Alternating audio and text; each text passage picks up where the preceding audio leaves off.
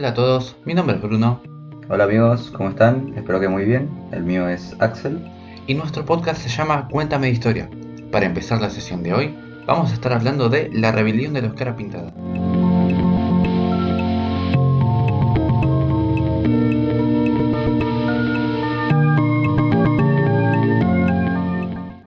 Bueno, Axel, me gustaría entender cómo comenzó todo esto.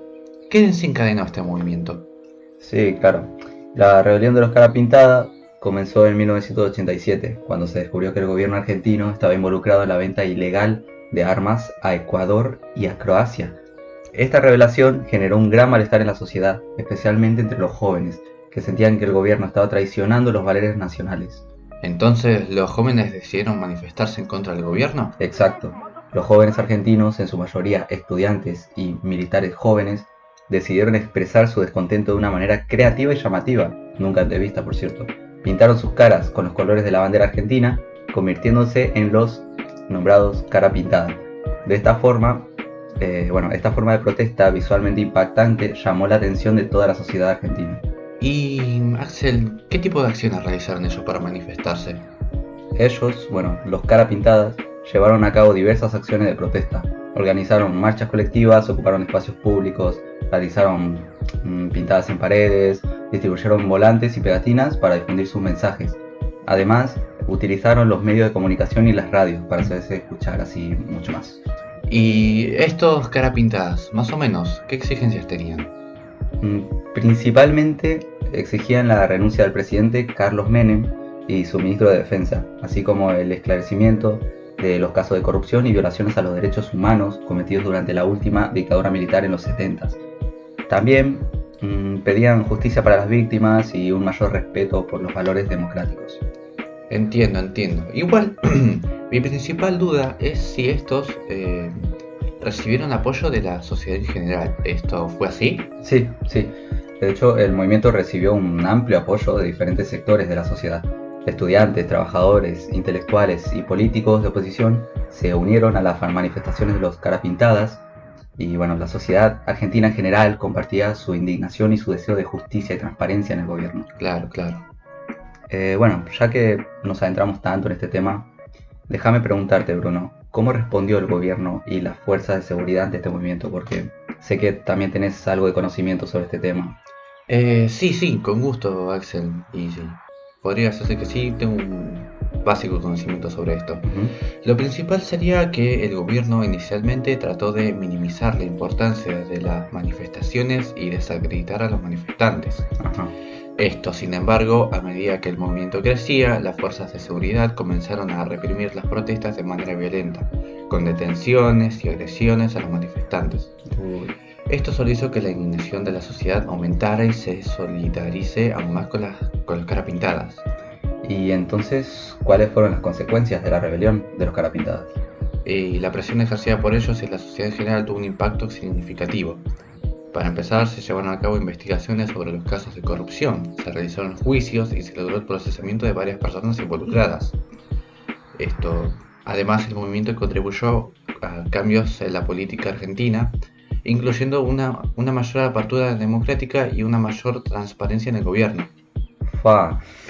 Y me impresiona cómo un movimiento juvenil pudo tener tanto impacto en la historia de un país, de Argentina encima. Refiriéndome a esa época, ya que no se lo tomaba con tanta importancia a los jóvenes como en la actualidad, ¿no? Con este tipo de decisiones. Sí, estoy de acuerdo. En esta rebelión demostró el poder de la juventud y la importancia de alzar la voz ante las injusticias.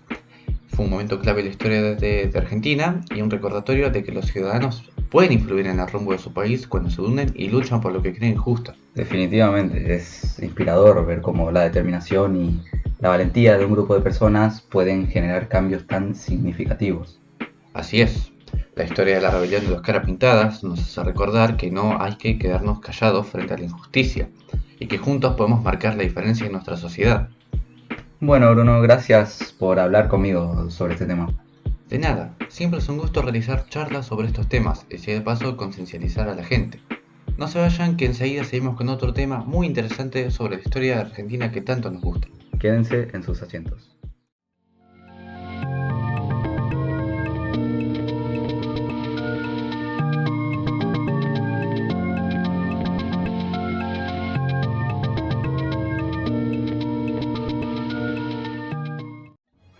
Bienvenidos de vuelta. Después de una pausa estamos en nuestro podcast de regreso. Y ahora vamos a hablar sobre el gobierno de Alfonsín en 1987 y la ley del punto final. Por supuesto, Axel. Fue un momento muy controvertido en la historia de Argentina. ¿Con qué pregunta querrías empezar el tema? Me gustaría comenzar con la pregunta esencial para el tema y bueno, para todos los temas, ¿no? ¿Qué fue esta ley que se implementó y cuál fue su impacto en la sociedad? Y bueno, para empezar, la ley del punto final se promulgó en 1987 como un intento de reconciliación nacional después de los años de violencia y represión durante la dictadura militar. Estableció un límite temporal para el enjuiciamiento de los responsables de crímenes cometidos antes de la asunción de Alfonsín en 1983. ¿Y vos pensás que fue una decisión acertada? Y es un tema complicado, ya que por un lado algunos argumentan que la ley era necesaria para evitar un posible enfrentamiento con las Fuerzas Armadas y promover la estabilidad en el país. Ajá. Esto creían que era una forma de cerrar heridas y avanzar hacia la reconciliación. Pero por otro lado, supongo que hubo quienes se opusieron a la ley. Así fue, sí. Muchas personas consideraron que la ley del punto final era una forma de impunidad y de una negación de justicia para las víctimas y sus familias. Uy, Sostenían que no se debían establecer límites temporales para el enjuiciamiento de los responsables de crímenes de lesa humanidad y que era necesario llevar a cabo juicios completos y exhaustivos. sí, yo imagino la impotencia de los familiares hacia el gobierno y sobre la idea de implantar esta ley. Mira, sinceramente yo me pongo del lado opositorio. Y bueno, comprendo tu punto de vista, Axel, ya que es algo bastante, se puede decir, fuerte para lo que son las víctimas y las familias. Y ahora me gustaría preguntarte a vos, Axel, ¿cuál fue el impacto de esta ley en la sociedad? Y el impacto que generó fue una gran división en la sociedad argentina. Por un lado, algunos sectores apoyaron la ley y creían que era necesaria para avanzar hacia la reconciliación. Otros, en cambio, se sintieron frustrados y decepcionados al ver que las responsables de los crímenes cometidos durante la dictadura quedaban impunes. ¿Y se tomaron medidas para revertir esta ley? Sí, en 2003.